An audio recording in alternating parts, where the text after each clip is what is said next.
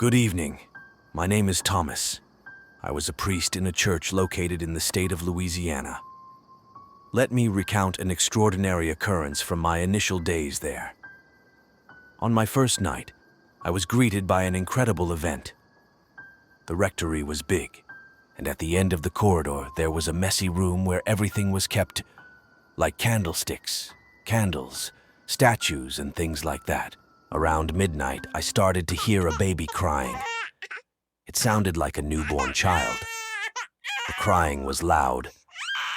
I tried to wake up my assistants, who were sleeping soundly, but they didn't wake up. I lit the candle and I went towards the cries. The persistent crying took me to that messy room. I went in. There was an image of the baby Jesus in the manger, a Christmas image used in the church and out of season. It was kept there. When I entered the room, the crying became very loud. I looked around with the light of the candle, and suddenly there was a huge noise and the door slammed shut. I ran to open it, but was locked. In the middle of my attempt to open the door, the crying stopped. Slowly, I lit the room, and the candle would reveal what it was for me, something impossible. I confess I never believed in the paranormal until that moment, because the baby Jesus who was lying in the manger was standing, and on his face had tears of blood. I thought, how could this be happening? But little did I know that things would get much worse. The candle went out. In panic, I managed to light it again, and a scream, it almost came out of my mouth. The statue was right in front of me, and tears of blood flowed, pouring on my feet. Suddenly, that thing clung to my legs with unnatural strength, bringing me to the ground. In a frantic struggle, I was trying to escape. Everything was dark, so I screamed so loud that I woke up the assistants. After my screams, I was released. The door creaked open, and I lay there exhausted and injured. I was delirious. My vision was blurred, so I didn't recognize one of the assistants and attack at him. I was restrained and passed out. The next day, I woke up, looking around. I was in my room and saw that my leg was dressed. I sat on the bed and took off the bandage. I was shocked. They were marks from children's teeth. I put the bandage on and limped to the kitchen. Can anyone here tell me what's happening in this parish? I was attacked yesterday. I was injured by something. The assistants came together and prayed in silence. So I'm waiting for a plausible explanation, they said. There's no explanation, Father. One of them said, What do you mean there's no explanation? I was injured. I was bitten. We tried, Father. You didn't believe us. If by chance you hear something at any time around here, pretend you didn't hear it and go back to sleep, he said. I looked straight into their eyes and left. My leg hurt a lot. I went to bed. I woke up hearing the same cry. I already knew where it was coming from. I sat on my bed and listened the cry for a while.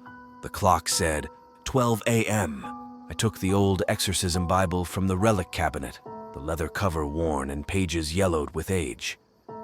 As I walked, my leg ached from injury, but my spirit was resolute. The holy book felt heavy in my hands, not just with its physical weight, but with the gravity of the task ahead. The air grew colder with each step, and I could feel the presence of something unnatural lurking in the shadows. I began to recite the prayers loudly, my voice echoing through the empty halls. With each verse, I sprinkled holy water, creating a barrier between me and the unseen forces. The ground trembled beneath my feet, a low rumble that grew into a violent quake. I heard the assistants, their voices laced with fear, calling out to me. Stay back, I commanded. This is something I must face alone. As I approached the source of the disturbance, the tremors intensified and the air filled with the sound of profane curses. Windows shattered around me, showering glass like rain, but I did not falter. I continued my sacred chant, my tears mingling with the holy water that I cast before me. Then, suddenly, silence. An oppressive, heavy silence that seemed to hold its breath. I paused, knowing that this quiet was a harbinger of what was to come. A hand appeared on the floor, clawing its way out of the room. It was gnarled and twisted, not the hand of a child or a man, but something else entirely. The creature that emerged was a grotesque parody of human form, limbs bent at impossible angles, skin like wax stretched over protruding veins.